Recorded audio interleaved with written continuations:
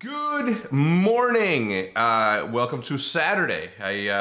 As you guys remember, just a friendly reminder, Saturday and Sundays, all the vlogs are going to be uploaded at around noon o'clock. Yeah, I said noon o'clock. It allows me to sleep in. It allows me to sort of give you guys updates when I'm out of town, and it allows me to hang out with my friends when I'm in traveling. We're going to start off with a really hot topic with the Counter-Strike team. Adam Braun says, what is up with the Optic CSGO team? So right now, we don't have any updates. You know, there are some things that are moving in the background, but I cannot explain these things to you because there are different moving parts to this. It's not just, when it's a team thing and when you're dealing with players, it's so many moving parts, so you want to make sure that you have the right messaging going out all together, because one little phrase or one little sentence like can really cause a lot of commotion and a lot of unneeded stress and negativity. So we want to make sure that that when I give you guys the update, when I tell you guys what's going on, that all of the facts are in front of you. And when I say facts, I mean the whole idea is in front of you, and it's not just something that we're spitballing. I want to make sure that you guys understand that Counter-Strike for me is one of my favorite esports out there. It's the mother of all S&Ds, and S&D is my favorite game mode of all. Look, I don't need to explain my love for Counter-Strike, okay? I do want to say congratulations to my boy Rush and Tarek for winning the whole C9 squad, okay? Congratulations to all of you, but especially, and I mean this, to my boy Tarek and Rush. We were teammates for about 2 years, Rush and I, and I cannot tell you how happy it was for me to see him up there, you know, attaining a goal that, anyway. Yes, it sucks that it wasn't us, but nonetheless, I'm really happy that it was my boy, that it happened to my boy Rush and Tarek. Really happy for those dudes. Sometimes when you make a decision to leave a team, sometimes when you make a decision to drop a player, you never really know what the outcome is, and I just want to make sure that you guys understand that I don't, at any point when we separate ourselves with players, that I don't wish them any ill will. I wish them nothing but success, and success came to these boys. So congrats, boys. Really proud of you. My man's Bass. Will you be going to CWA Birmingham in March? Yes, absolutely. Yes, we will be. I am personally going to be there. Yes, 100%. I couldn't miss it for the world. It's my one chance to go to England. I've never been to Birmingham. I understand it's not London. I don't know why it's not in London. I don't know why but Birmingham's good. I've never been there. I look forward to meeting a lot of you. Yeah. I don't know why I said that. I apologize. C's AC. Tore my ACL playing football and currently recovering. How do you stay focused on your goals through all the ups and downs? Easy. The goal is the end, right? The goal is the step, the next stepping stone, because when you set goals, you don't stop there, you don't retire there, you don't stop working there. That's your next step.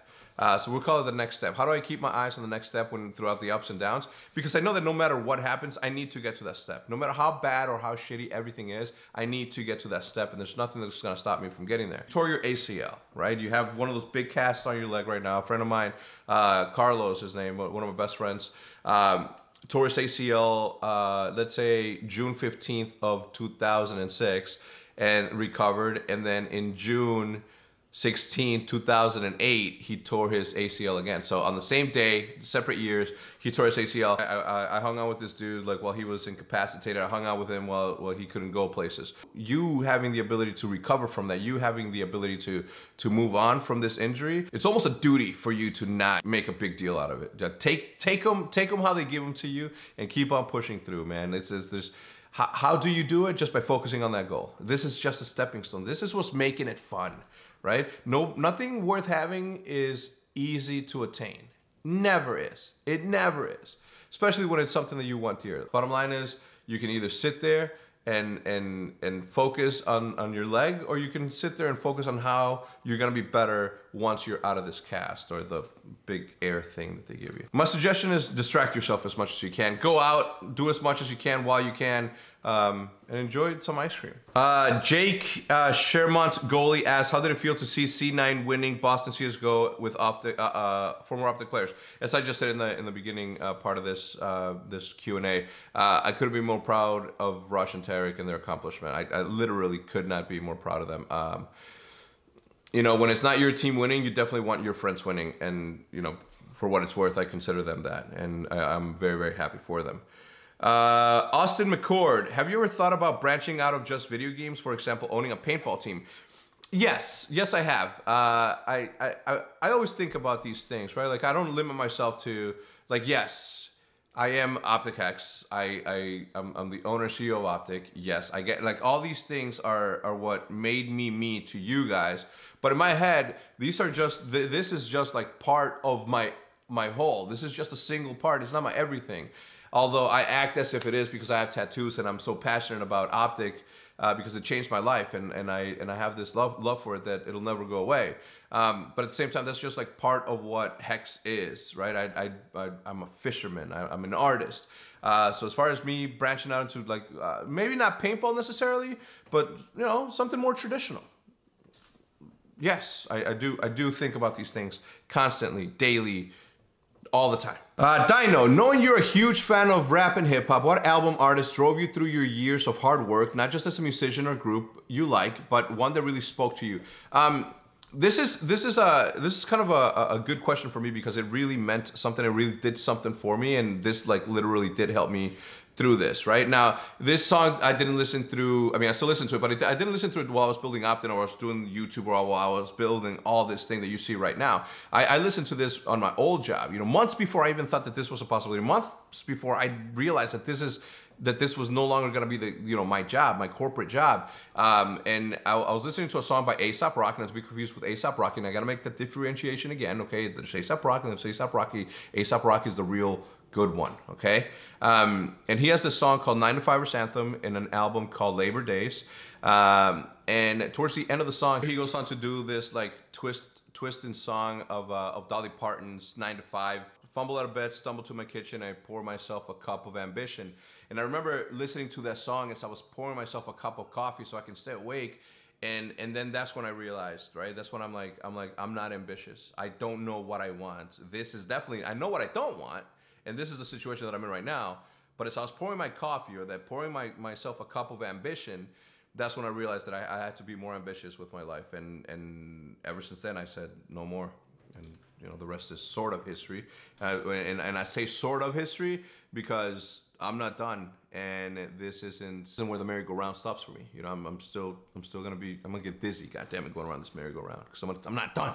Last but not least, Music Man. Any suggestions for orgs, teams, or players with little to no funds starting to grow in an e-sport? Okay. I get these questions all the time, right? But and don't think that at any moment that I'm talking shit to you, or that I'm like down talking you or degrading you. When I first started doing this, okay, when I first started creating videos, I would go to work 8 hours a day. I would get home and I would create a video. Okay, and for 2 years I did that. There was there was no money involved in all of this, right? Obviously my brain was working on a different level, so I always thought that if I got an audience, I could get sponsorships. I didn't even think about the ad revenue that you can make off of YouTube videos, because at that time it didn't exist, ish. So for 2 years I didn't let money stop me from creating something that I wanted to create. I didn't let it stop me from building a team. I didn't let it stop me, you know, from saving money that I was doing, sacrificing sleep and all that to do something that I loved doing because I had a passion for it. Something was speaking to me. So when you're saying with little to no funds, I'm gonna assume that you have a computer or a phone because you tweeted at me. This phone can do more for you, right? From everything. You can edit, you can record, you can do everything on a phone, okay? And if you have a computer and you didn't use a phone, the computer comes with a webcam.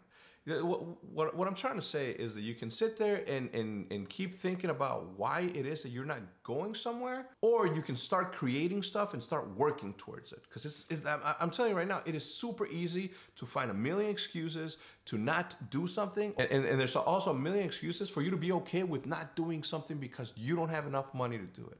Okay? If I had that mentality starting out, I wouldn't be where I'm at today. And I'm not saying that my particular situation can happen to you. It might not happen to you. Okay? It might not happen to a lot of you. Or it might. But don't you want to take that chance and say that you tried and not have this, like, You don't want to be 50 years old saying, man, I wonder what would have happened if I really applied myself. I wonder what would have happened if I really, really dug my feet and just like went for it. But I'll tell you one thing, okay? Nothing is gonna hurt you more, okay, than the wonder of the what if, than the fear and failure of the I at least tried. Anyway, I'm gonna end it right here. Everybody, thank you for tuning in. If you guys enjoyed the video, please remember to leave without leaving a like. Having said that, with that said, I'm gonna see you guys tomorrow at noon, because it's Sunday. Yeah. And then on Monday it's the same day.